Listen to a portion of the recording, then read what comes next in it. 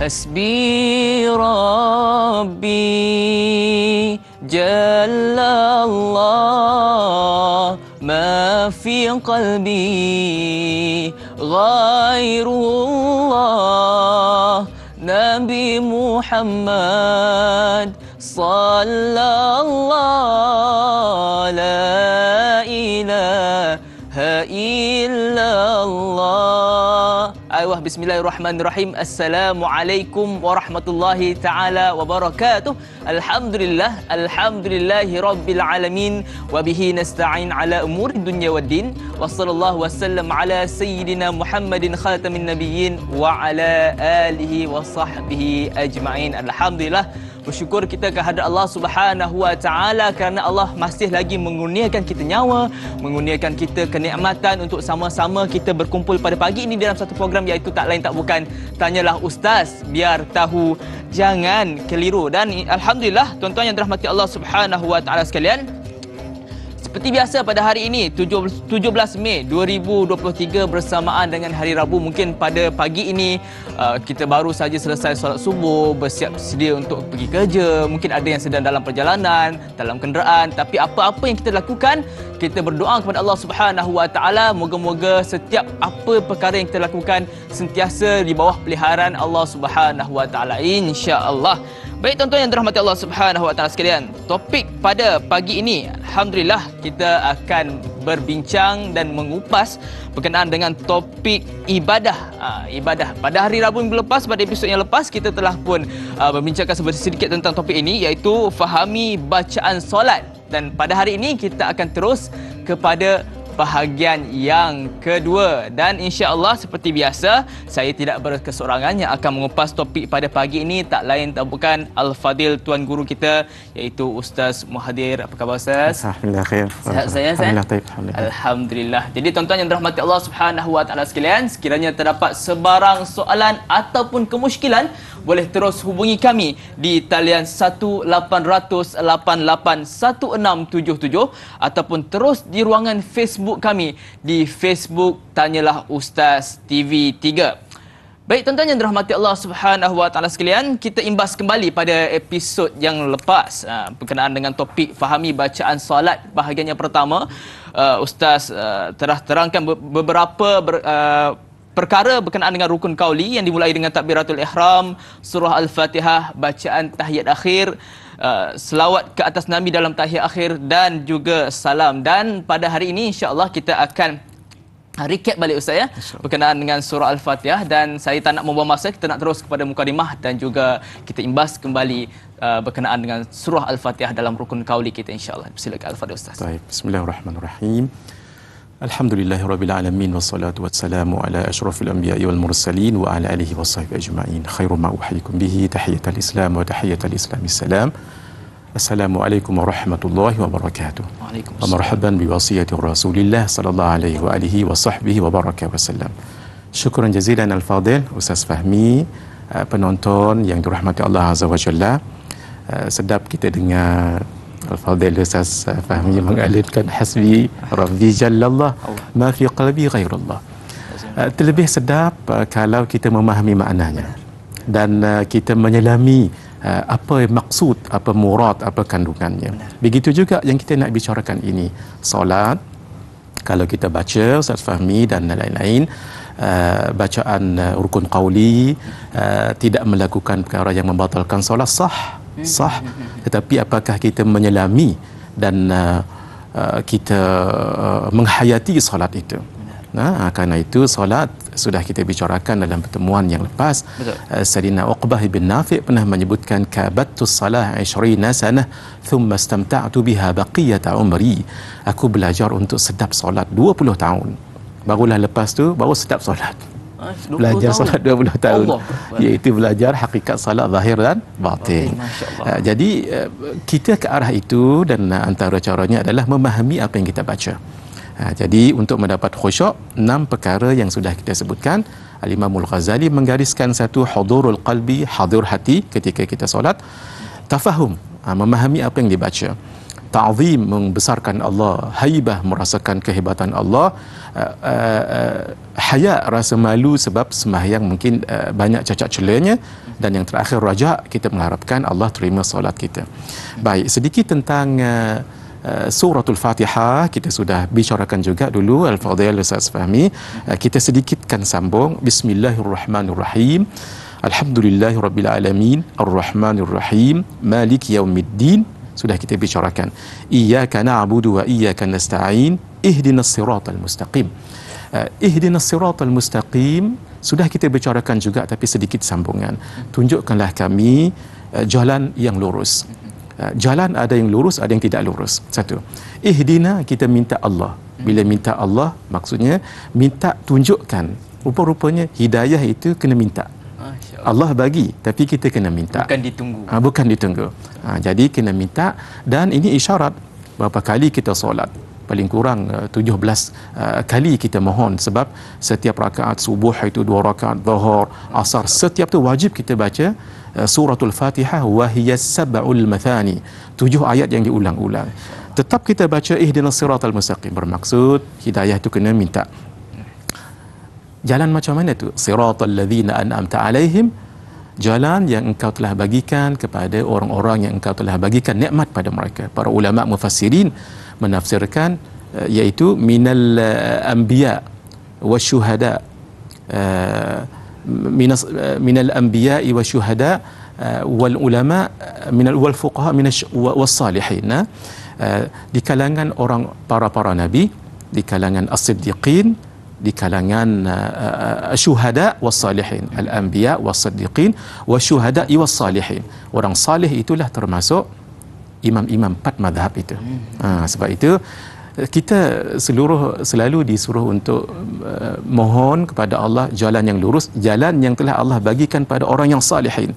Para ulama mengatakan 4 imam mazhab kita termasuk orang-orang yang salihin. Jadi kita kena ikut 4 mazhab ini. Kita ditakdirkan di mazhab di Malaysia, kita bermazhab Asy-Syafi'i. Ghairil maghdubi alaihim waladdallin, bukan jalan orang yang maghdub, yang kau marahi, murkai, iaitu orang-orang Yahudi. Wala dzalin, dan bukan jalan orang-orang yang sesat, orang Nasrani. Jadi kerana itu ini sudah clear cut ni. Maksud kita kena mohon pada Allah satu akidah yang benar, kemudian jalan yang lurus. Jalan itu juga bukan hanya akidah, tetapi juga fiqh, juga tasawuf. Itu ada pada salihin tadi itu. Salihin tadi adalah para alim ulama. Jadi di situ satu isyarat yang jelas bahawa kita kena kembali kepada ulama, benar kembali pada Quran, kembali pada hadis, tapi yang memahami Quran dengan hadis adalah para alim ulama. Tentang surah kita akan skip dulu sebab kita akan sampai takut tak ada Ustaz Fahmina. Kita sambung sedikit tentang takbir intiqalat. Takbir intiqalat, intiqal itu maksudnya berpindah. Berpindah daripada satu rukun ke satu rukun. Bacaannya sama dengan takbiratul ihram. Allahu akbar sama juga. Cuma takbiratul ihram takbir Allahu akbar. Al-ihram yang mengharamkan. Setelah takbiratul ihram ia akan mengharamkan sesuatu yang halal sebelumnya. Bercakap halal, minum makan halal, tapi setelah takbiratul ihram walaupun satu huruf yang memberi makna batal. Jadi tak boleh berbicara selepas kita takbiratul ihram. Kalau ini intiqalat, berpindah daripada satu rukun ke satu rukun, Allahu akbar, Allah yang maha besar. Ini kena diperhatikan sebab jangan salah baca. Kalau dibaca Allahu akbar, tidak Allahu akbar, Allahu akbar, itu maksudnya akbar, maksudnya gendang besar. Tu bahaya tu, saya fahami. Dan jangan disalah baca Allahu akbar. Akbar itu, mohon maaf, salah satu nama daripada darah haid. Darah haid itu ada namanya. Ikbar salah satu nama. Menyebut itu jangan salah. Kalau salah sebelum ini, mohon ampun pada Allah dan perbetulkan. Dan takbir intiqalat itu diikut rukun. Kalau dia panjang, kalau dia pendek. Contoh kalau kita selepas suratul Fatihah nak rukuk, Allahu akbar, baru rukuk tu baru berhenti. Jangan Allahu akbar rukuk, tak. Satu hikmahnya adalah biar terisi antara rukun dengan rukun itu dengan zikrullah. Kalau kita berhenti awal sangat Allahu akbar, ni ni berapa saat ni Ustaz Fahmi? Ni kadang-kadang boleh ingat benda lain ni. Betul. Kerana itu antara hikmahnya. So, kadang-kadang kita tengok mungkin ada yang cuba-cuba nak menjadi imam, yang baru-baru nak belajar jadi imam, dan mungkin kadang-kadang dia ada kelebihan suara. Dan kadang-kadang dia tak faham, macam Ustaz sebut tadi kan, ada perkataan akbar ni jangan disalah sebut, perlu sebut betul-betul kan. Betul. Ada di kalangan masyarakat kita yang mungkin melebihkan lagu, melebihkan taranumnya sampai melupakan kalimah-kalimah. Jadi taranum ni penting atau tidak Ustaz untuk mencantikkan bacaannya Ustaz? Baik, masya-Allah, tabarakallah, soalan yang sangat bagus. Solat itu perlu pada kesempurnaan. Bila kita baca dengan bertajwid dan taranum lagi, itu bertambah lagi bagus. Tetapi itu bukan suatu requirement, bukan satu yang mesti ada. Yang mesti ada, walaupun orang itu tidak bertaranum, membaca dengan tartil. Tartil itu menjaga tajwidnya seboleh-bolehnya. Itu pun Al-Fadhil Ustaz Fahmi, tak semestinya orang yang solat itu tahu tajwid. Kadang-kadang dia pandai baca betul, tepat, tapi dia tak tahu tajwid tu apa. Benar. Mat dan hukum nun mati dan tanwin dan lain-lain, tak tahu. Mat asli, mat fara'i, mat arid sukun, tapi dia baca sedap. Allah. Ada juga orang yang bagus tajwid, dia tahu hukum-hukum, tapi bila baca tak apa nak kena. Nah, kerana itu kita berusaha untuk membaca setepat yang mungkin. Paling boleh kita mengikut lahjah Arab yang seboleh kita, kalau tidak itu la yukallifullahu nafsan illa wus'aha. Jadi yang penting tajwid itu kena betul, walaupun mungkin tidak bertarannum, tapi orang yang bertarannum membaca itu satu kelebihan, menambahkan lagi kekhusyukan. Maksudnya kita perlu mengutamakan mana yang utama. Betul. Tajwid dahulu, betul, baru taranum. Masya-Allah. Jadi Ustaz, saya nak tanya, kalau kita baca dalam bacaan solat ni, mungkin pada episod yang lepas kita ada dapat soalan berkenaan dengan kalau kita baca, kadang-kadang dia tak baca, dia niat dalam hati. Tapi bagaimana dengan orang yang baca, contohlah dia Allah dia kadang-kadang dia putus-putus Ustaz. Adakah perlu diulang kembali atau bagaimana? Nah, soalan yang sangat bagus. Kita berbicara tentang bacaan dan kita rangkumkan bacaan dalam rukun qauli itu yang wajib. Benar. Dan dalam sunat hai'ah itu yang kita sebutkan tadi. Sunat hai'ah itu termasuklah takbir intiqalat. Sekejap lagi kita akan bicarakan tentang bacaan ketika rukuk. Jadi orang itu kalau membaca rukun qauli hendaklah dinyatakan keseluruhannya. Dinyatakan. Tak boleh diputuskan. Tidak boleh diputuskan. Kalau diputuskan, usaha diulang balik. Dan jangan dibaca di dalam hati sahaja, tidak boleh. Sebab itu rukun tu qauli maksudnya sebut. Bila sebut mesti dinyatakan. Mungkin kalau putus tadi kerana bacaan ringan ataupun bacaan tidak kuat, itu tidak mengapa. Contoh Allahu Akbar, itu tidak mengapa. Jangan Allah bar saja tidak. Itu kena diulang kembali, sebab rukun qauli itu hendaklah dilafazkan. Sebab itu baru nama qauli. Maksudnya kalau tidak mengganggu, maksudnya bila terlalu perlahan Ustaz, Allahu Akbar tidak jelas, kalau bukan dengan niat kita, adakah dibolehkan atau tidak Ustaz? Dia kena dengan niat, dan kalau perbuatan itu kita lakukan tidak sengaja, kita ulang balik. Dan kalau terbiasa, kita biasakan supaya dinyatakan, supaya kita nak mendapat kesempurnaan yang dikatakan qaul. Bila disebut qaul, itu adalah sebutan. Adapun mungkin kerana hujan kita tak berapa nak dengar sangat, tapi secara adatnya, ghalibnya kita akan baca dengan sedikit di telinga.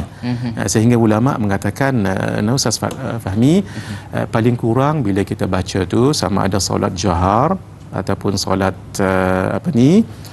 sir. Solat sir tu paling kurang kita dengar sendiri. Bismillahirrahmanirrahim. Walaupun mungkin berbisik-bisik, tetapi dengar juga. Jangan sampai tak dengar. Itu untuk kesempurnaan. Adakah perlu, macam contoh kalau kita solat berjemaah secara berjemaah, imam sesudah baca Al-Fatihah kita terus mengaminkan. Betul. Adakah jemaah perlu menunggu sehingga imam habiskan Al-Fatihah terus kita masuk pada Al-Fatihah, ataupun sebab selalunya masalah yang kadang-kadang kita selalu terima ataupun kita sendiri mengalami, apabila imam baca sesudah baca Al-Fatihah membaca surah pilihan, kemudian kita baca Al-Fatihah, kita tak mendengar, kita tak dengar bacaan diri kita sendiri. Jadi bagaimana Ustaz? Alhamdulillah. Ini satu yang menarik. Ini namanya fiqh imam dan makmum. Gitu nah. Membaca suratul Fatihah paling bagus. setelah imam waladdallin amin.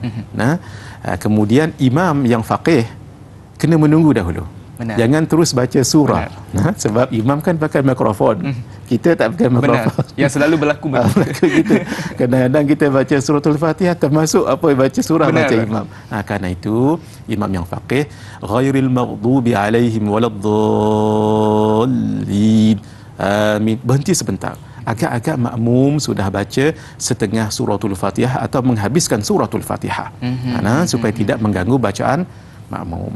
Cuma dilihat juga permasalahan, mungkin imam itu terlalu laju membaca surah sehingga makmum tak dan. Ketika itu ulama katakan tak mengapa, setengah baca suratul Fatihah kita dah masuk suratul Fatihah. Dan dalam mazhab kita Syafi'i, ini kena ingat, la salata liman lam yaqra bi Fatihatil kitab. Tidak ada solat, tidak sah solat kalau tidak membaca suratul Fatihah. Makmum kena baca.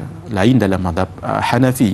Dalam mazhab Hanafi memadai bacaan imam. Wa idza quri'al Quran fastami'u lahu wa ansitu la'allakum turhamun. Bila dibacakan padanya Al-Quran, hendaklah dengar saja. Itu dalam mazhab Hanafi. Kita tak wajib juga kita membaca. Masya-Allah. Sangat cantik penjelasan Ustaz. Jadi Ustaz dan juga para penonton yang dirahmati Allah Subhanahu Wa Taala sekalian, kita nak berehat seketika, kembali selepas ini dalam rancangan Tanyalah Ustaz, biar tahu jangan keliru.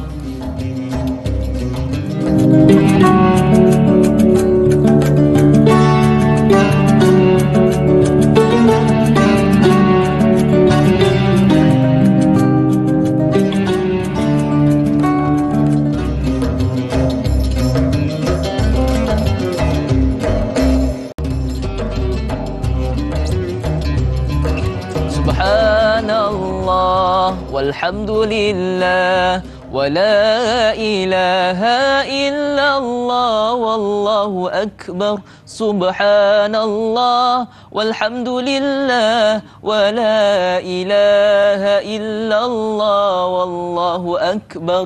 Alhamdulillah, kembali semula kita di dalam rancangan Tanyalah Ustaz, biar tahu jangan keliru. Buat para penonton yang baru saja menyaksikan topik perancangan kita pada pagi ini, suka saya nak ingatkan topik yang sedang kita bincangkan adalah berkenaan dengan ibadah. Fahami bacaan solat bahagian yang kedua. Jadi sekiranya terdapat sebarang soalan ataupun kemusykilan, boleh terus hubungi kami di talian 1-800-881677 ataupun terus di ruangan Facebook kami di Facebook Tanyalah Ustaz TV3. Baik, kita tak nak membuang masa, kita nak terus meraihkan soalan daripada penonton kita daripada Facebook. Soalannya daripada saudara Razali Zali Ismail. Soalannya, apakah hukumnya membaca ayat atau sesuatu surah itu dengan laju kerana mengejar masa? Adakah solat itu sah? Yang kedua, apakah hukumnya seorang imam itu membaca ayat yang terlalu panjang sehingga menghilangkan kekhusyukan makmumnya di belakang? Mohon perkongsian. Terima kasih daripada saudara Razali Zali Ismail atas soalan yang sangat baik. Saya serahkan kepada Al-Fadhil Ustaz. Silakan. Baik, bismillahirrahmanirrahim. Allahumma hidayatan lis-shawab. Soalan yang sangat bagus, Cik Razali. Baca dengan laju kerana mengejar masa dibolehkan, tetapi hendaklah menjaga bacaan itu dengan betul. Sebaiknya adalah kita baca dengan tartil. Warattil Qur'ana tartila, bacalah kamu akan Al-Quran dengan tartil. Tartil tu dengan bertajwid, dengan tidak terlalu laju, tidak terlalu lambat. Imam membaca ayat terlalu panjang. Panjang tu apa kategori panjang tu? Kalau setakat sabbihisma rabbikal a'la, al-Ghasyiyah itu tidak panjang. Yang panjangnya suratul Baqarah, Al-Imran dan lain-lainnya. Jadi lihat kategori panjangnya. Kalau benar-benar juga imam memang baca panjang, maka itu tidak digalakkan di dalam solat. Nabi pernah sebutkan bahawa kalau kamu mengimami, hendaklah kamu ringan-ringankan. Maksud hendaklah kamu baca ayat jangan terlalu panjang. Tapi maksud terlalu panjang tadi yang menjangkau beberapa helai tadi tu. Dan sebab di belakang itu ada orang tua, ada kanak-kanak, sehingga tidak memenatkan mereka. Kalau ibu contohnya anak-anak tu menangis, itu kan menjadi satu bebanan, malah khusyuk yang patut kita dapati dalam solat itu jadi hilang kerana kerisauan anak yang menangis tadi itu. Jadi kerana itu tenang-tenang sahaja. Cuma pernah berlaku Sayyidina Mu'adz beliau pernah baca solat panjang betul. Masya-Allah. Panjang. Suratul Baqarah. Allah. Sampai ada imam, ada makmum di belakang keluar daripada solat dan mufaraqah. Allah. Lalu Sayyidina Mu'adz mengatakan, orang itu orang munafik. Sebab orang yang tidak tahan sembahyang panjang ini orang munafik. Allah. Orang tadi, sahabat tadi, tidak disebut nama, rasa tak seronoklah disebut munafik. Lalu tanya kepada, bagi tahu pada Rasulullah sallallahu alaihi wasallam, begitu kata Mu'adz. Nabi panggil, "Ya Mu'adz, betulkah?" Ditanya dulu, "Kenapa kamu keluar?" "Ya Rasulullah, Sayyidina Mu'adz baca panjang, sedangkan saya ada keperluan untuk keluarga isteri." Nabi panggil Sayyidina Mu'adz, "Apakah kamu membaca panjang begitu?" "Naam." Sebab para sahabat tidak pernah berbohong. Sayyidina Ibnu Umar radhiyallahu taala anhuma mengatakan, "Ma kunna nakdzibu wa la na'riful kadhiba." Kami tak pernah bohong dan tak tahu bohong tu apa. Itu sahabat luar biasa. Sayyidina Mu'adz mengakui, "Na'am ya Rasulullah." Nabi kata, "Afattanun anta ya Mu'adz." Nabi marah pada Sayyidina Mu'adz, "Afattanun anta ya Mu'adz." Apakah kamu mahu menjadi fitnah dalam agama sampai menyusahkan sebegini? Ini cara tarbiyah Nabi pada para sahabat. Jadi para imam lihat keadaan. Kalau suratul Jumaat itu pagi subuh, itu sunatlah kita membaca As-Sajdah dan Al-Insan dan lain-lain. Baik, kita sambung untuk bacaan tasbih ketika rukuk. Kita sunat membaca sunat kalau tak baca pun sah, tapi hendaklah kita tamakninah dengan qadar subhanallah. Subhanallah lebih kurang 3 saat. Ataupun 2 saat Ustaz. Subhanallah sah. Tetapi tak cantiklah. Kita dah sebut perjumpaan lepas, sunat ab'ad berasal dari perkataan ba'dun, iaitu seolah-olah ia sebahagian daripada rukun. Ia seperti tangan kaki. Orang yang kudung tangan kaki boleh berjalan tapi tidak sempurna. Hai'ah pula orang yang mencantikkan seseorang itu. Karena rambutnya, bulunya, kukunya kan cantik. Begitu juga iha'ah, jangan ditinggal. Subhana rabbiyal azim wa bihamdih, maha suci Tuhanku yang al-azim, yang agung, wa bihamdih, dan segala puji baginya. Kita dah cerita panjang kenapa subhana. Subhana ini adalah kalimatut tanzih, fi'lut tanzih. Sama juga subhana, ta'ala, jalla, wa'ula, tabaraka wa ta'ala. Ini disebut di dalam syair yang disusun oleh Al-Imam Hibbatullah Al-Barmaki ketika beliau menulis dan dibagikan kepada Sultan Salahuddin Al-Ayubi. Beliau menuliskan syair yang panjang, antaranya wasani'ul alami la yahwihi qutrun ta'ala Allahu an tashbihi qad kana mawjudan wa la makana wa hukmuhu al-ana ala makana subhana. Itu subhanahu jalla 'anil makani wa 'azza an taghayyuriz zamani qad ghala wa zada fil ghuluwi man khassahu bi jihatil 'uluwi wa hasara as-sani'a fis sama'i wal 'arshu fawqa al-ma'i wa athbatu li dhatihi at-tahayyuza qad dalla tashbihi fi ma jawaza. Subhana ini untuk kita supaya jangan samakan Allah dengan makhluk. Kenapa tidak disebut subhanallahil azim wa bihamdi, tapi kita sebut subhana rabbi, subhana rabbiya, maha suci Tuhanku. Kenapa? Untuk mendekatkan kita pada Allah, lebih touching. Kalau kita kata ayahnya kan berbeza dengan ayahku. Kan berbeza. Karena itu sama juga kalau kita istighfar, astaghfirullahal azim, aku mohon ampun pada Allah, itu berbeza dengan nastaghfirullahal azim, kami mohon ampun. Bila kami ni kita ada rasa orang lain bersalah, kita kurang sangat. Kalau aku, sama juga dengan Rabbina al-azim, yang maha agung.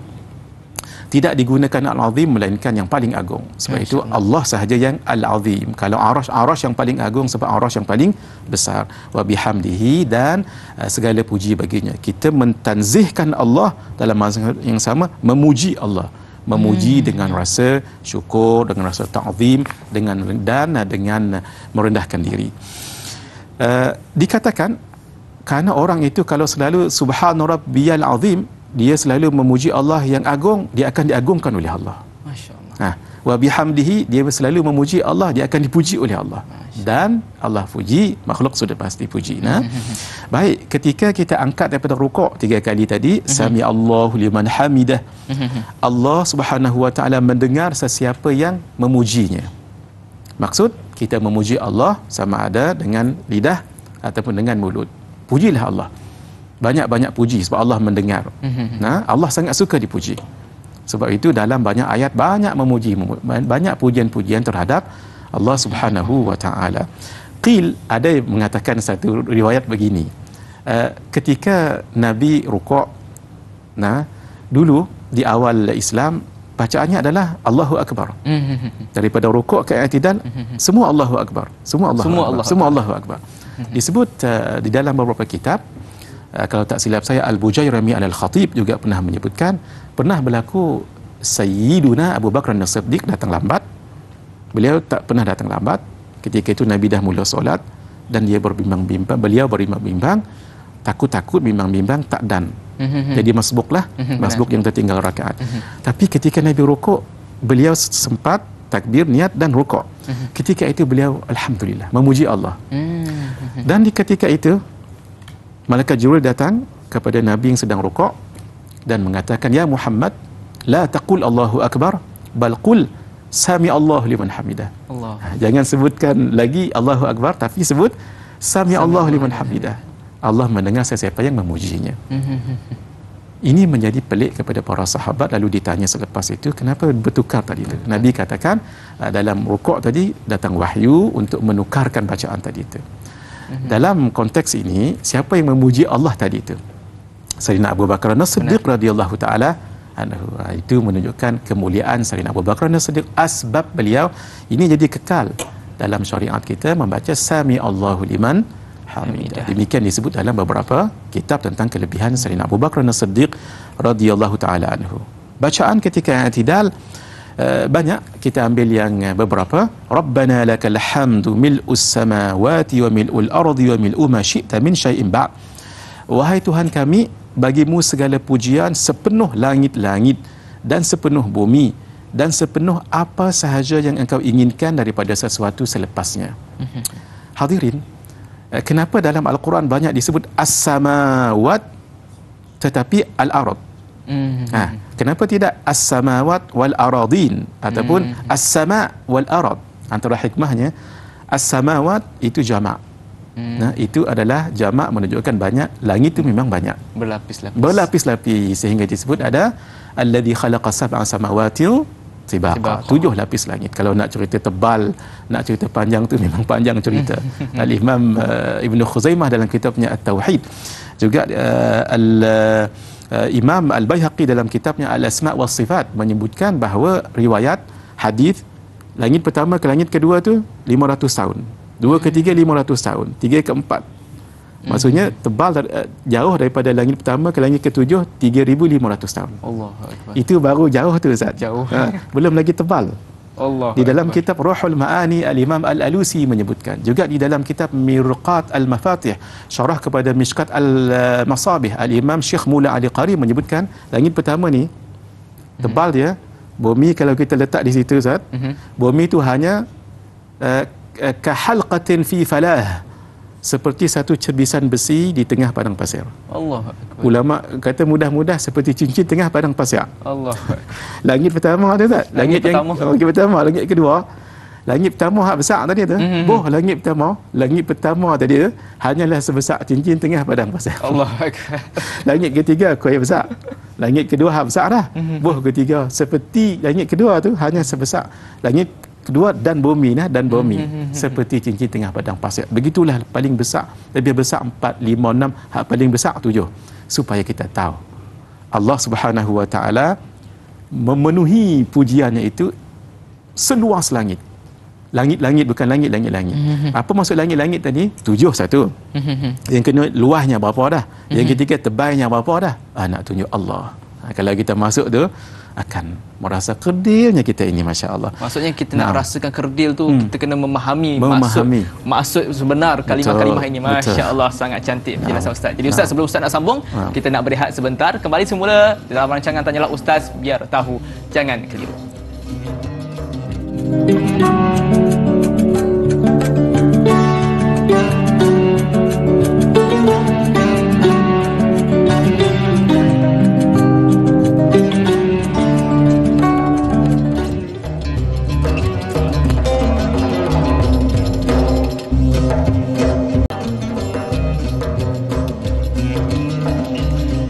Astaghfirullahal azim alladzi la ilaha illa huwal hayyul qayyum wa atubu ilaih. Alhamdulillah, kembali semula kita di dalam rancangan Tanyalah Ustaz.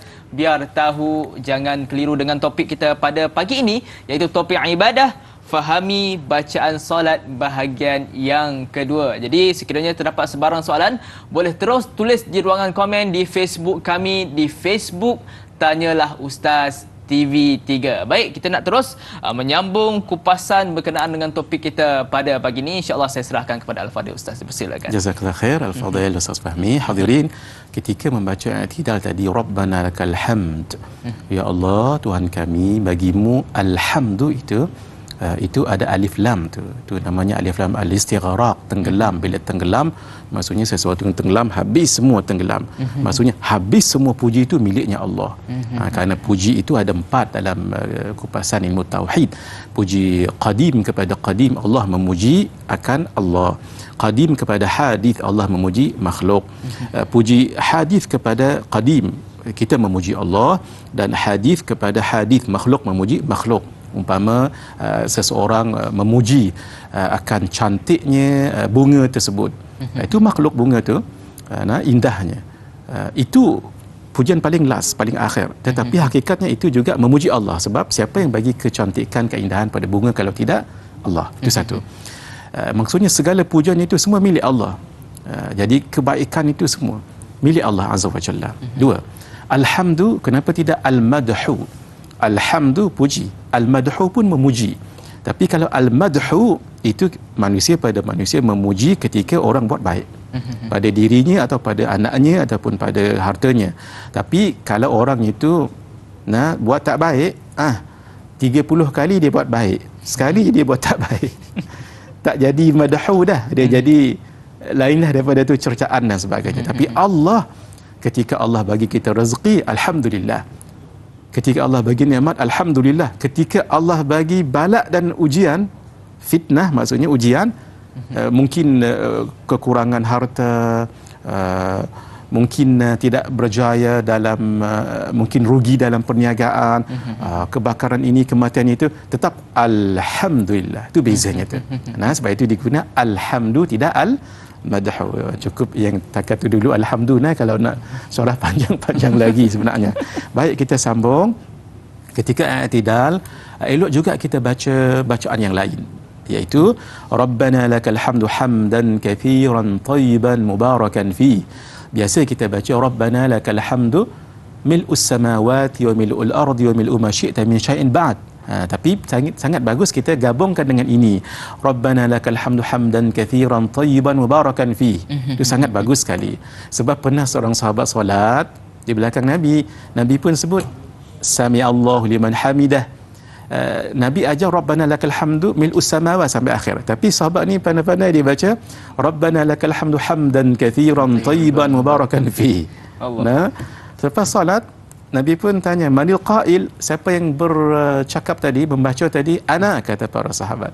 Sahabat tadi tu. Nabi katakan, kamu tahu tak, ketika kamu dalam solat baca tadi tu, inni ra'aitu bid'an wa thalathina malakan yabtadirunaha ayyuhum yaktubu awal.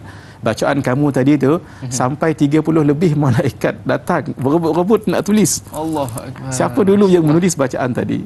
Kalau boleh hadirin, kita gabungkan.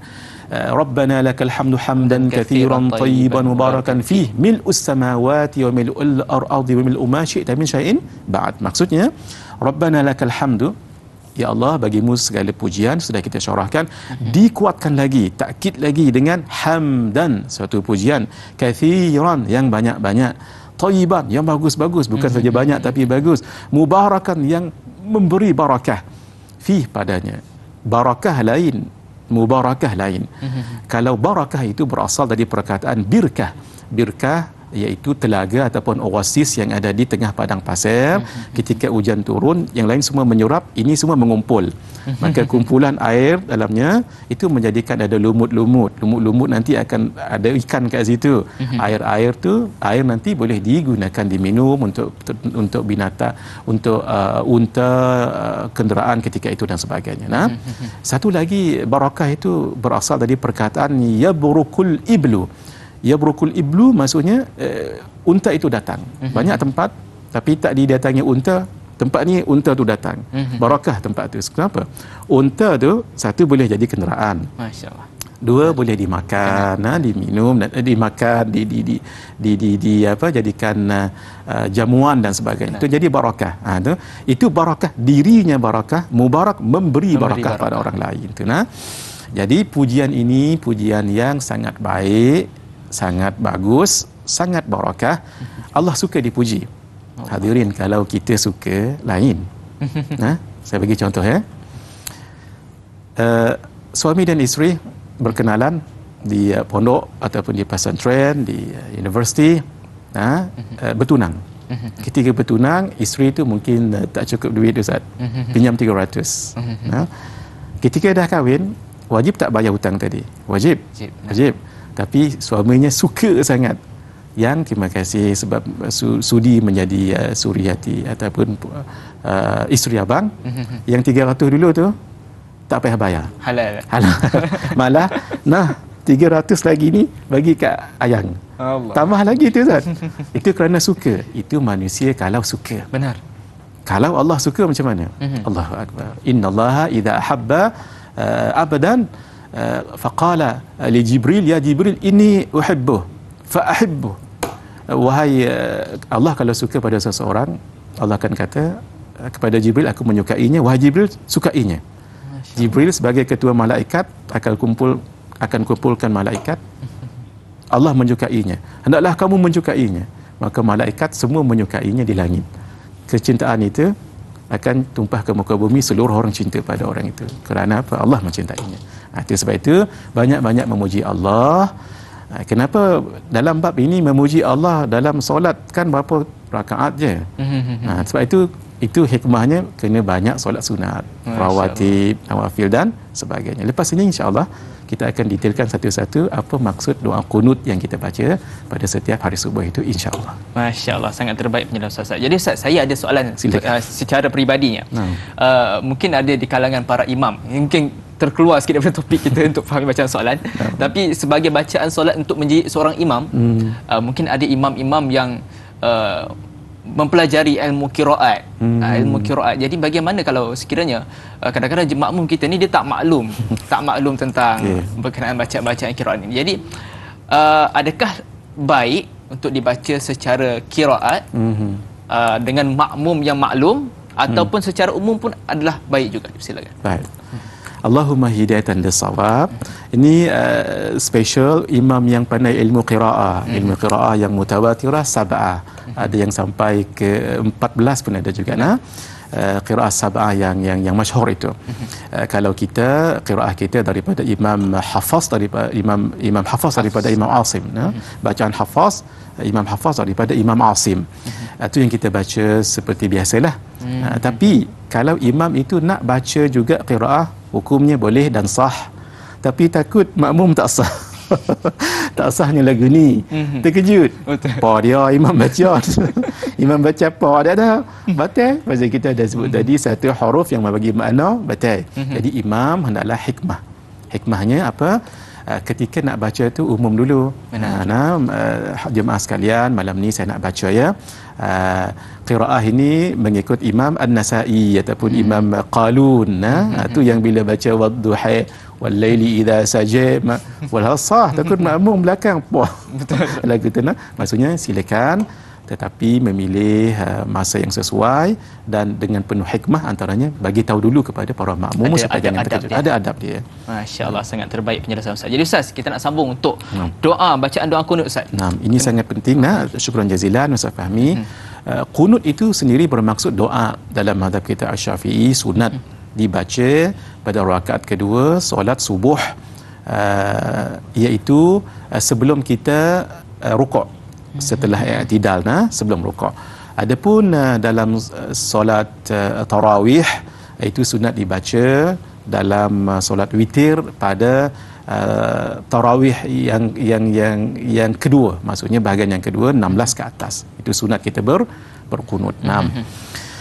Supaya kita faham, kita lajukan sedikit apa maksud bacaan kunut itu. Untuk seorang diri, Allahumma hdini fi man hadait, ya Allah, bagilah hidayah padaku seperti mana engkau bagi hidayah pada yang lain. Maksudnya tetap juga kita minta hidayah. Allah yang bagi ya, tapi kena minta. Itu satu. Dan hidayah ini panjanglah maksudnya. Benar.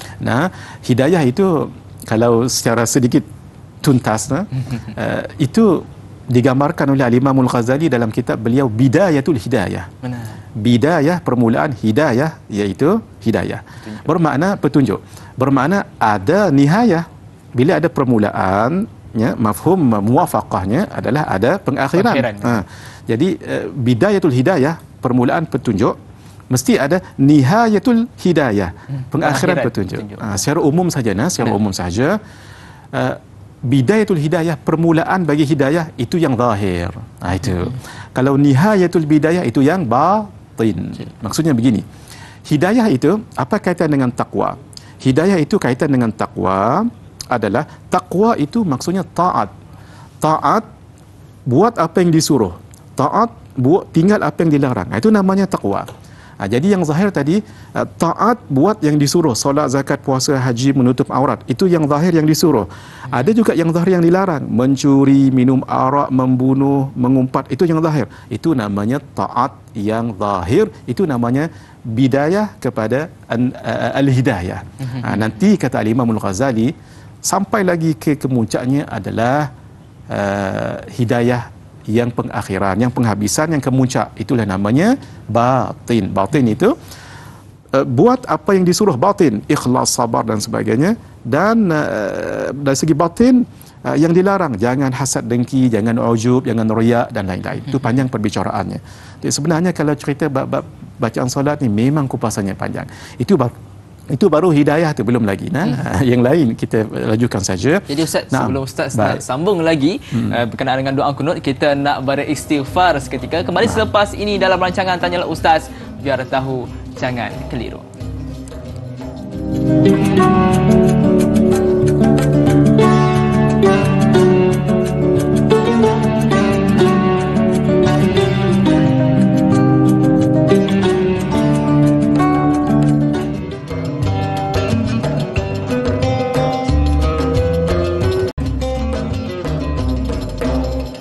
Alhamdulillah, kembali semula kita di dalam rancangan Tanyalah Ustaz, biar tahu jangan keliru dengan topik kita pada pagi ini, iaitu topik ibadah, fahami bacaan solat bahagian yang kedua. Sekiranya terdapat sebarang kemusykilan ataupun soalan, boleh terus tulis di ruangan komen kami di Facebook Tanyalah Ustaz TV3. Tanpa membuang masa lagi, saya nak terus untuk sambungan bacaan doa kunut daripada Al-Fadhil Ustaz. Kita persilakan. Tafadhal. Alhamdulillah, hadirin, kita sambung bacaan doa kunut, wa'afini fi man afait. Dan afiahkanlah aku seperti mana engkau afiahkan orang lain ataupun sesiapa pun. Afiah ini bukan sahaja sihat. Afiah ini lebih daripada sihat lagi. Afiah ini maksudnya baik dari segi kesihatan, dari segi kewangan, dari segi muamalah, dari segi kawan-kawan, dari segi rumah. Afiah juga, rumah jangan selalu bocor kalau kena hujan. Merangkumi semua aspek. Merangkumi semua aspek. Itu maksudnya afiah. Sebab itu jangan tinggal doa Allahumma inna nas'aluka al-afiyata. Afiah tu jangan ditinggalkan. Sebab afiah ini bukan saja sihat, kewangan kita pun sihat, jadi kita tak meminta-minta pada orang, hidup pun senang, begitu kawan-kawan pun begitu, dengan masyarakat, di pejabat, di rumah dan lain-lain. Itu namanya afiah secara ringkas. Wa tawallani fi man tawallait. Peliharalah diriku seperti mana engkau telah peliharakan yang lain. Maksudnya Allah jaga kita. Jaga ni luas. Jaga dari segi jangan dikasari orang, jangan dikhianati orang, jangan diapa-apakan oleh orang. Termasuk juga menjaga iman kita. Juga menjaga ilmu kita dan sebagainya. Itu secara umum sahaja. Wa barik li fi ma a'tait. dan berkatilah padaku pada apa yang engkau bagikan padaku. Allah bagi kita duit, maka kita dapat jadikan ia barakah. Bukan saja pada kita, pada orang lain. Bukan saja kita yang merasa duit itu, mak ayah, adik-beradik, orang-orang yang memerlukan, hatta binatang-binatang pun, tumbuh-tumbuhan pun begitu juga. Itu adalah barakahnya itu. Kita dah sebut tadi apa maksud barakah. Wa qini syarra ma qadait, dan jauhkanlah, peliharalah diriku daripada apa yang telah engkau qadakkan. Allah telah qadakkan ketika qadim, dengan sifat iradah dalam ta'alluq tanjizi qadim, maka ia berlaku dengan ketika hadith, itu namanya dalam ta'alluq sifat qudrah, dalam ta'alluq tanjizi hadith. Tadi tanjizi qadim itu dalam perbahasan sifat 20. Apa yang Allah qadakkan tidak akan mungkin ditukar, tidak.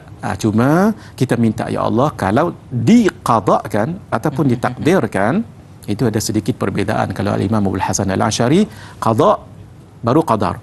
Kalau Al-Imam Abu Mansur Al-Maturidi qadar baru qada. Ini perbahasan panjang dalam ilmu tauhid sifat 20. Ala kulli hal, apa yang Allah takdirkan itu akan berlaku. Maka kita minta, ya Allah, supaya jaga kita ini daripada apa yang ditakdirkan tadi itu. Mungkin takdirnya, contoh accident, contoh. Kita minta, ya Allah, kita minta takdir itu tidak berubah dalam takdir mubram, tapi apa yang ada di Lauhul Mahfuz, mana-mana yang tertulis itu jadi makhluk. Maka itu sebahagian ulama mengatakan, antaranya Al-Imam Ibrahim Al-Bajuri dalam kitabnya Jawharatut Tauhid, itu mengatakan boleh berubah. La yuraddul qada illa bid-du'a, dengan doa. Tapi berubahnya qadar di situ, bukan dalam ilmu Allah. Wa indahu ilmul kitab. Allah ada ilmu kitab yang itu tak berubah. Tapi yang tertulis itu boleh berubah dengan izin Allah juga. Allah yang mengizinkan. Harus difaham bab ini. Jadi Allah akan pelihara kita daripada apa yang ditakdirkannya. Mungkin takdir tadi accident contoh, Allah akan ubah dengan izinnya juga, tidak takdir, tidak accident dan sebagainya, diselamatkan. Fa innaka taqdi wa la yuqda alaik. Sesungguhnya engkau yang mentakdirkan, mengqadakkan, dan bukan engkau yang ditakdirkan. Itu jelas sebab Allah Subhanahu wa taala Allah yang muttasifun bi kulli kamalin wa munazzahun an kulli naqsin wa ma khatara bibal. Allah bersifat dengan semua sifat kesempurnaan dan tidak mungkin bersifat dengan sifat-sifat kekurangan. Dan apapun yang dibayangkan dalam diri kita, benak fikiran seperti makhluk Allah itu bukan. Mahma tasawwarta bibalika fallahu bi khilafin dzalika. Apapun yang kamu envisage, gambarkan dalam fikiran, itu Allah, itu bukan Allah, karena Allah tidak serupa dengan makhluk. Baik. Wa innahu la yadhillu man walait. Sesungguhnya tidak hina sesiapa yang engkau muliakan. Wa la ya'izzu man adait. Tidak akan mulia orang yang engkau hinakan. Hadirin, nak tunjukkan siapa yang memuliakan seseorang? Allah. Sesiapa yang menghinakan seseorang? Allah. Karena itu, kalau orang itu dihina oleh manusia, kalau Allah muliakan, tak ada apa. Lagu tu. Kalau orang itu mulia, dimuliakan, diangkat-angkatkan, tapi kalau Allah hina, tak ada apa orang itu. Itu bagi satu azimat, Ustaz, untuk kita dari segi dakwah, dari segi buat kebaikan, apapun yang orang katakan, kita sabar. Sebab kemuliaan itu datang daripada Allah. Bukan makhluk. Setaraf Imam Syafi'i yang alim Quraisy itu, ilmu memenuhi dunia pun ada orang kata juga. Tapi beliau itu tenang. Senang. Beliau tahu hakikatnya, yang memuliakan, yang menghinakan adalah Allah Azza wa Jalla. Tabarakta Rabbana wa ta'alaik. Maha suci engkau, wahai Tuhan kami, dan engkau maha tinggi. Maksudnya Allah tidak sama dengan makhluk, dan walillahi mathalul a'la. Allah itu tidak diumpamakan dengan sesuatu, kerana Allah maha tinggi. Falakal hamdu ala ma qadait. Dan maka bagimu segala kepujian atas apa yang engkau qadakkan. Maksud Allah qadakkan itu semua bagus, walaupun dalam pandangan manusia mungkin tidak. Sebab kita tak tahu, sekarang mungkin bagi kita tak akan datang jadi baik. Gitu. Semua yang Allah takdirkan, Allah tidak menzalimi makhluk. Inni haramtu zulma fala tadzalamu. Aku haramkan zalim, maka jangan kamu menzalimi. Wa astaghfiruka wa atubu ilaik. Dan aku mohon ampun padamu, wa atubu ilaik. Hadirin, Istaghfara berasal dari perkataan ghafara. Ghafara ampun. Kalau masuk minta ampun. Sama dengan a'ana tolong. Ista'ana minta tolong. Sama juga dengan qama ataupun qama itu berdiri. Kalau istaqama maksudnya minta Allah tolong untuk kita istiqamah. Jadi bermaksud sesuatu itu mesti diusahakan. Istiqamah kena usahakan istiqamah. Istighfar kena minta istiqamah. Jadi kena minta istighfar. Begitulah astaghfiruka, aku mohon ampun. Jadi minta ampun daripada Allah. Maksudnya kena minta. Panjang perbicaraan tapi sedikit saja. Wa atubu ilaih, dan aku bertaubat padamu. Dia berbeza ya. Kalau istighfar, astaghfirullahalazim itu. Kalau bertaubat dia mesti ada 3 syarat. STA untuk mudah ingat. STA, S sesal, hendaklah menyesal atas perbuatan dosa. T tinggalkan.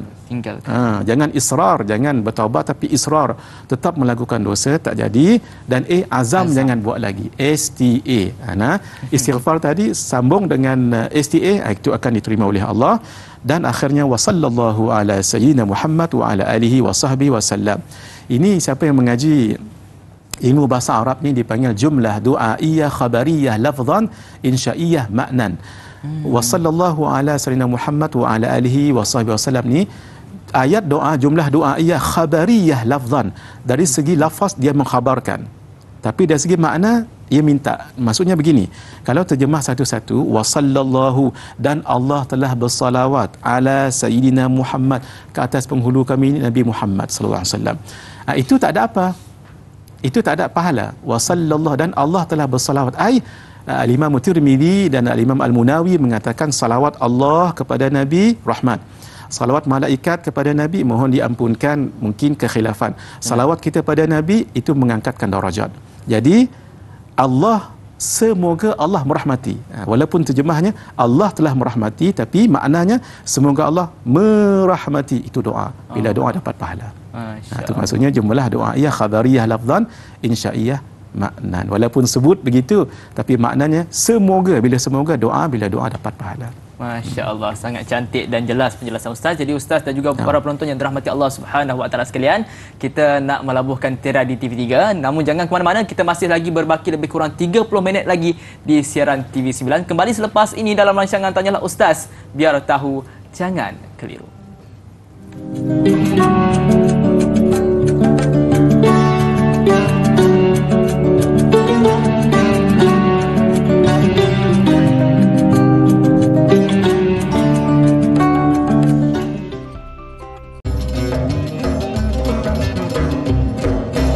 Subhanallah walhamdulillah wa la ilaha illallah wallahu akbar. Subhanallah walhamdulillah wa la ilaha illallah wallahu akbar.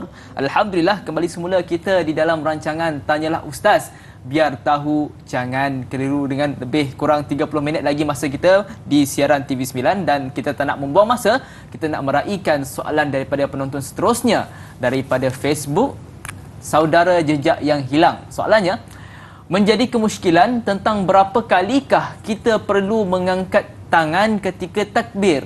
Apakah kita perlu mengikut imam ketika doa kunut dibacakan? Mohon perkongsian ilmu dari Ustaz. Terima kasih kepada saudara ataupun saudari Jejak Yang Hilang. Saya serahkan kepada Al-Fadhil Ustaz. Silakan. Bismillahirrahmanirrahim. Allahumma hidayatan lis-shawab. Jejak Yang Hilang bertanya berapa kali takbir? 4 kali.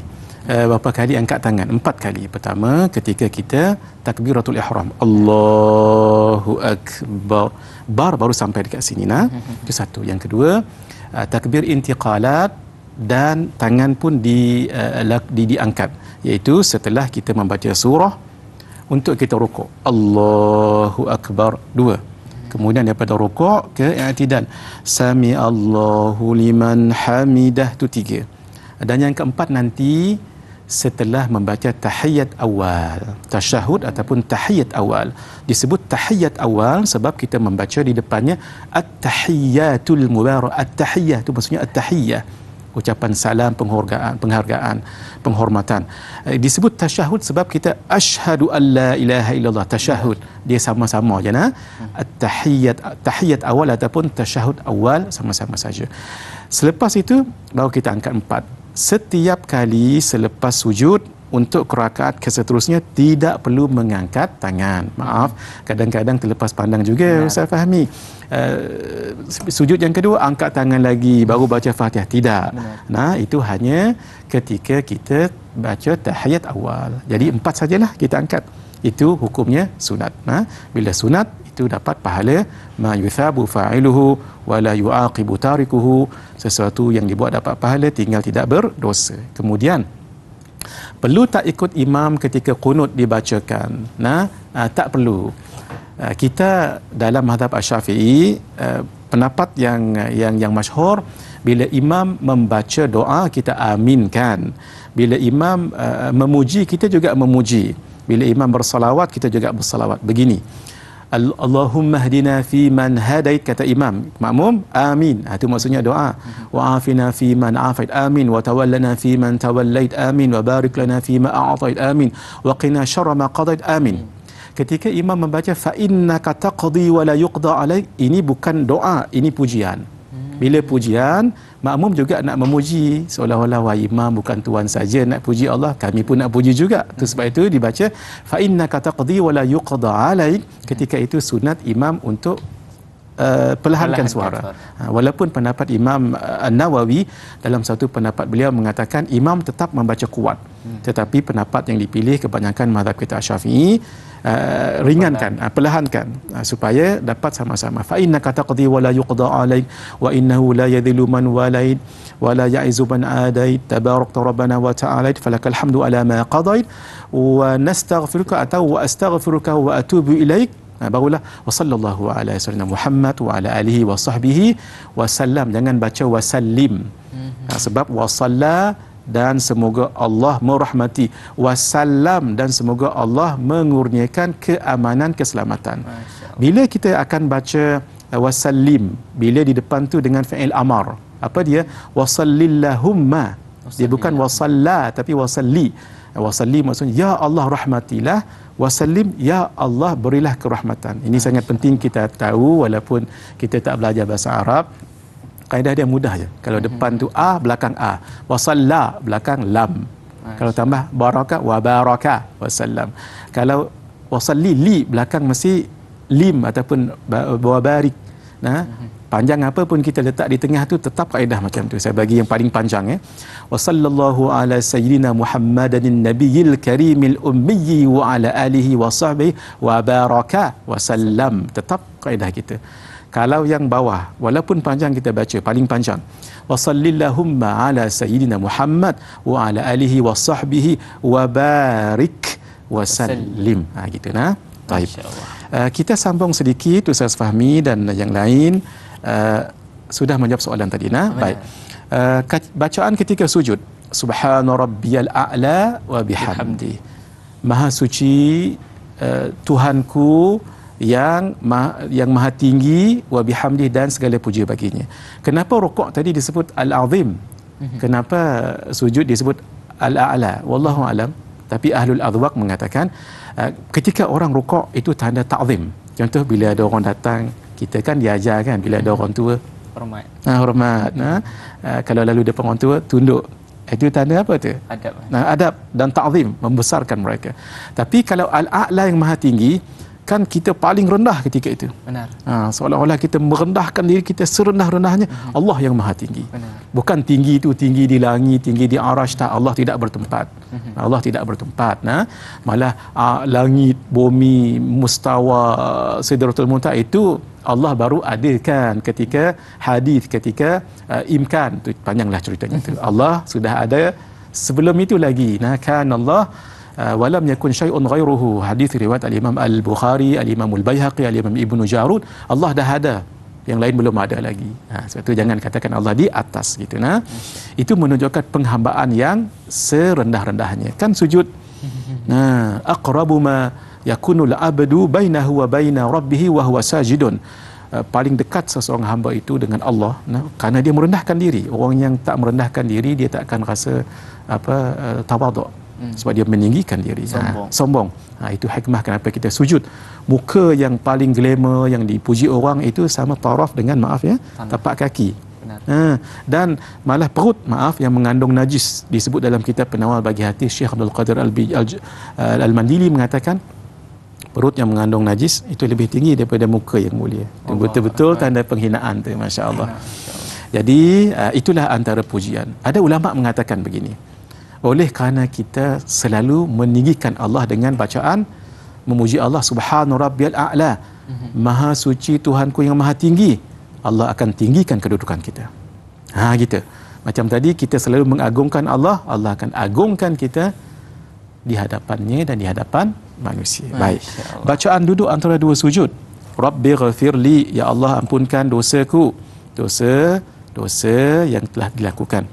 Warhamni, dan rahmatilah diriku. Rahmat lawannya laknat. Wajburni, dan tampalkanlah diriku, cukupkanlah diriku apa kekurangan. Ni kalau kita luka kat sini, luka sini kita letak plaster, letak iodine whatever tu namanya jubran. Jubran menampal sesuatu kejelekan.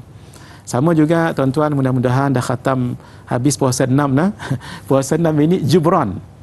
Puasa 6 ini jubran, menampal sesuatu yang mungkin kurang ketika puasa Ramadan hari itu. Itu maksudnya jubran. Itu kita sebut wajburni, dan tampalkanlah kekuranganku. Kekurangan macam-macam dari segi ibadah, percakapan, pelakuan dan sebagainya. Warfa'ni, angkatlah kedudukanku, sebab yang mengangkat kedudukan adalah Allah. Warzuqni, rezekikanlah aku. Rezeki yang hissi, yang maknawi. Yang hissi ni gaji bertambah, kawan ramai, tanaman menjadi, binatang-binatang itu bercambah-cambah, itu yang hissi. Yang maknawi, dapat ketenangan dalam kehidupan, disukai orang dan lain-lain. Itu maknawi. Wahdini, dan bagilah petunjuk padaku, sudah kita cerita tadi. Wa'afini, dan afiatkanku, bukan sihatkan saja, afiat. Afiat tubuh badan, afiat kewangan, afiat hubungan, pekerjaan. Wa'afu anni, dan ampunkanlah diriku. Maksudnya kita buka dengan Rabbighfirli, ampunkan dosaku, wa'afu anni, dan maafkanlah kesalahanku. Tengok apa tu, kita minta maaf depan, minta maaf di belakang. Nak tunjuk apa? Orang yang minta maaf, kenapa? Sebab dia banyak dosa, kita banyak dosa. Kesungguhan kita. Kullu bani Adam khata'un wa khairul khata'in at-tawwabun.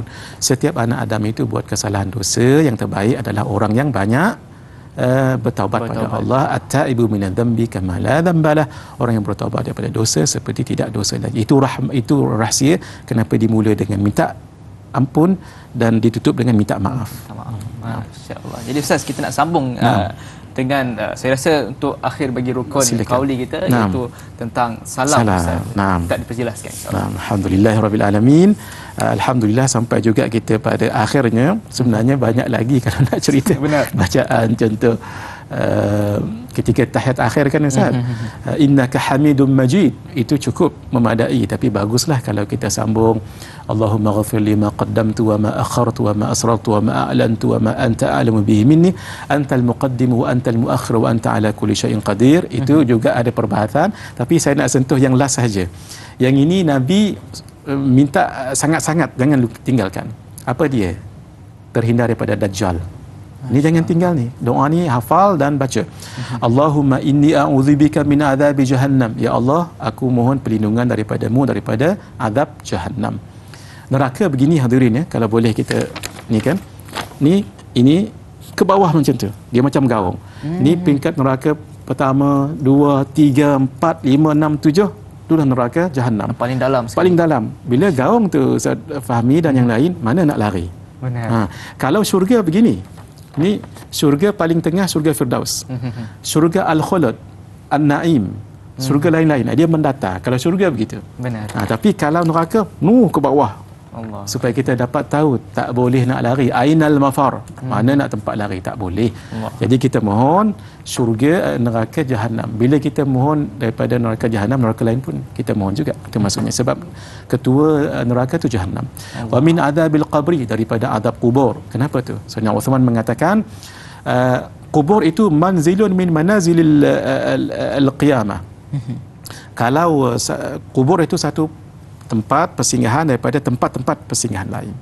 Kalau tempat kubur itu lepas, yang lain lebih mudah. Kalau kubur ini tak lepas, yang lain lagi pahit. Itu yang kita minta, azab kubur dulu, itu yang penting. Dilepaskan. Wa min fitnatil mahya wal mamat, daripada fitnah, ujian, kehidupan dan kematian. Wa min fitnatil masihid dajjal, dan daripada fitnah al-masih ad-dajjal. Itu kita mohon. Dia ada kupasan kenapa al-masih tu, itu kemungkinan akan lain waktu lain. Baik, yang terakhir kita bicarakan tentang assalam. Dia assalam yang wajibnya begini. Ucapan tu yang wajib. Assalamualaikum, itu yang paling minimum. Walaupun tidak warahmatullah, walaupun tidak di sebelah kanan. Menulis sebelah kanan itu wajib, itu sunat saja. Tapi yang paling baik, Assalamualaikum warahmatullah, Allahumma inni as'aluka ridhaka wal jannah. Assalamualaikum warahmatullah wa a'udzubika min sakhatika wan nar. Assalam. Assalam itu salam sejahtera, supaya kita berbaik sangka pada Allah. Solat tadi bukan bebanan, tetapi satu hiburan. Sehingga kita assalam sejahtera. Allah bukan nak mengadab kita, bukan nak menyusahkan kita. Malah kalau kita dapat memahami makna, menyelami pengertian, itu memang tenggelam di dalam kebersamaan kerohanian kepada Allah Azza wa Jalla. Assalam juga bagi makmum, bagi imam, Assalamualaikum warahmatullah, sunat niat salam sejahtera kepada makmum. Makmum Assalamualaikum warahmatullah, sunat menjawab jawapan soalan imam. Kita akan sambung nanti insya-Allah sedikit lepas ini. Hadza wabillahi taufiq. Masya-Allah, sangat baik penjelasan Ustaz. Jadi kita nak sambung selepas ini, kita nak berehat seketika. Kembali selepas ini dalam rancangan Tanyalah Ustaz, biar tahu jangan keliru.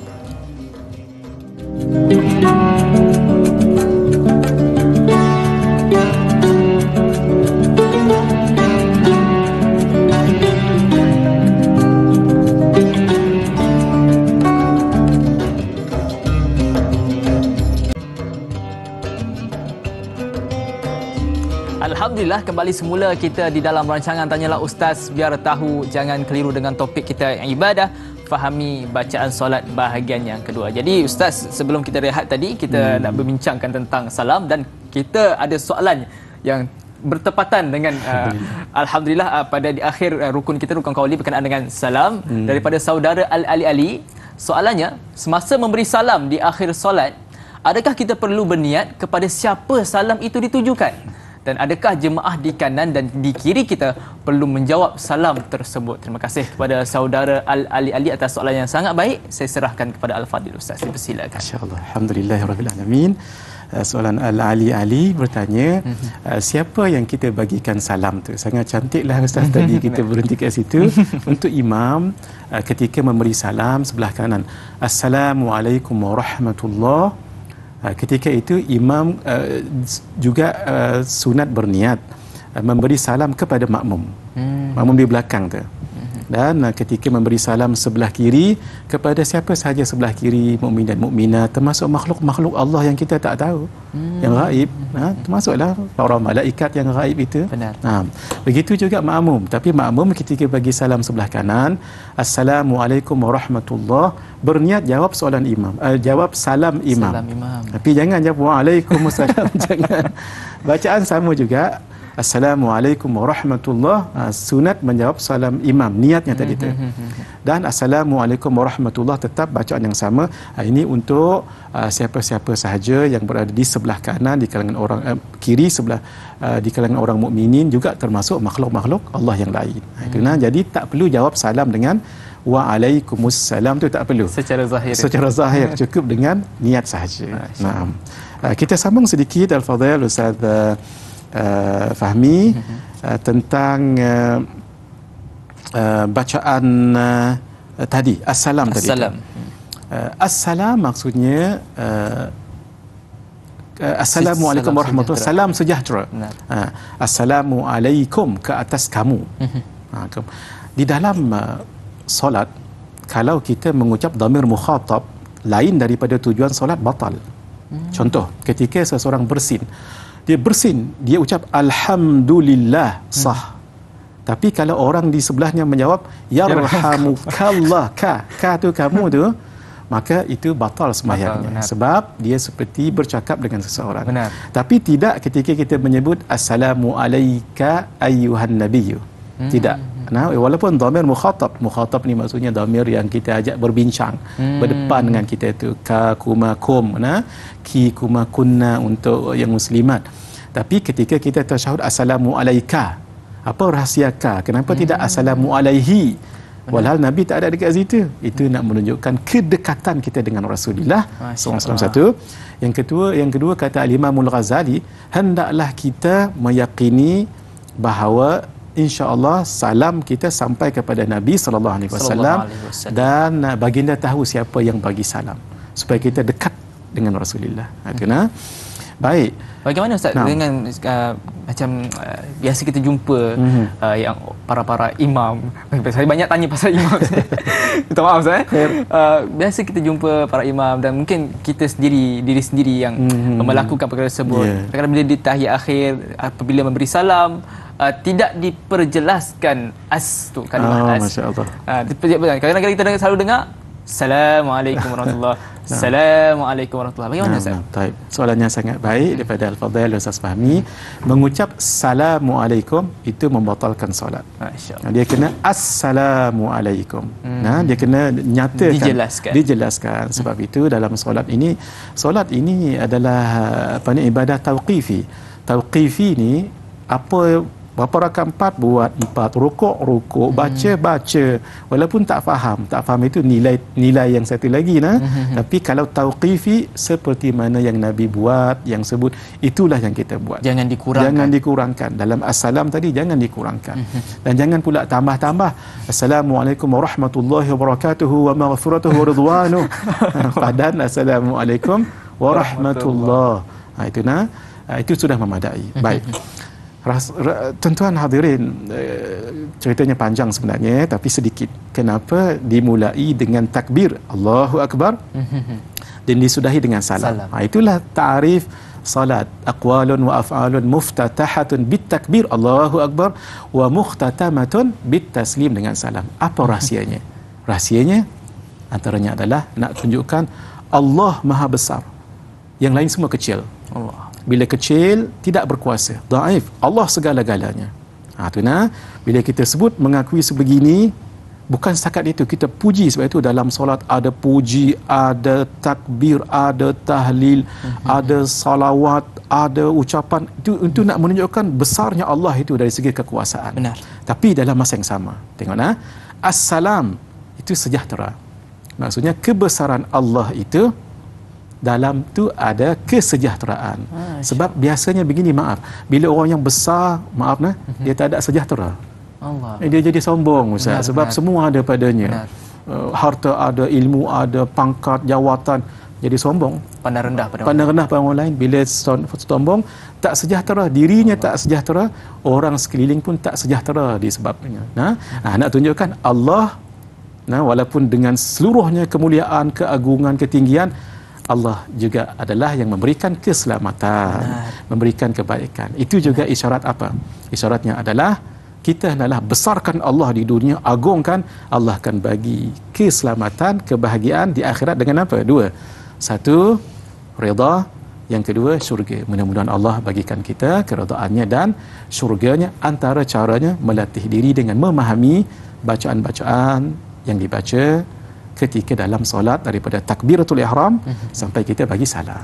Masya-Allah, sangat cantik penjelasan Ustaz. Jadi Ustaz, mungkin Ustaz sudah sampai di akhir rukun kauli kita pada kalimah salam ini. Saya minta Ustaz perincikan, kalau kita lihat dalam bacaan-bacaan dalam solat, bacaan contoh takbir intiqalat, bacaan tasbih ketika rukuk, maafkan saya, subhan rabbil azimi wa bihamdi, bacaan ketika mengangkat kepala dari rukuk ke i'tidal, sami Allah liman hamidah, bacaan ketika i'tidal pujian. Rabbana lakal hamdu. Masya-Allah. Jadi perkataan alhamdu ni, alhamdu ni diulang-ulang. Apakah rahsianya? Rahsianya kalimah alhamdu, Ustaz. Masya-Allah. Malah tambahan dalam suratul Fatihah alhamdu. Benar. Masya-Allah. I'tidal pun yang Al-Fadhil sebutkan tadi, Ustaz fahami. Ini nak menunjukkan apa? Alhamdu itu satu. Yang kita sebutkan tadi dia berbeza dengan al-madhu. Al-madhu kita puji ketika orang buat baik, tapi ketika orang buat tak baik tak puji dah kita pun. Tapi kalau Allah bagi kita rezeki, ketenangan, kekayaan, anak yang ramai, yang baik-baik pula tu, menjadi pula tu, alhamdulillah. Tapi ketika Allah panggil anak itu dengan mungkin kematian, mungkin kesakitan pun alhamdulillah. Maksudnya jangan memprotes. Jadi itu satu. Yang kedua, alhamdulillah itu supaya kita kembalikan semua kebaikan ini kepada Allah. Kita dah sebut tadi, puji itu ada 4. Puji yang terakhir, kita memuji makhluk kerana dia kacak, kerana dia cantik, kerana dia kaya, kerana dia bagus dari segi tulisan, apa semualah kelebihan. Tapi ingat, ini semua main daripada Allah. Dia kembali di situ.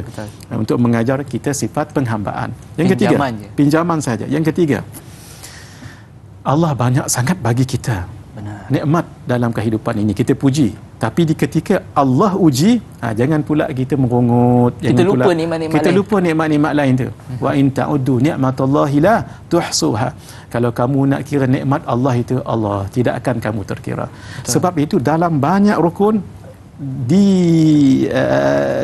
bersamakan dengan bacaan-bacaan yang kebanyakannya memuji. Benar.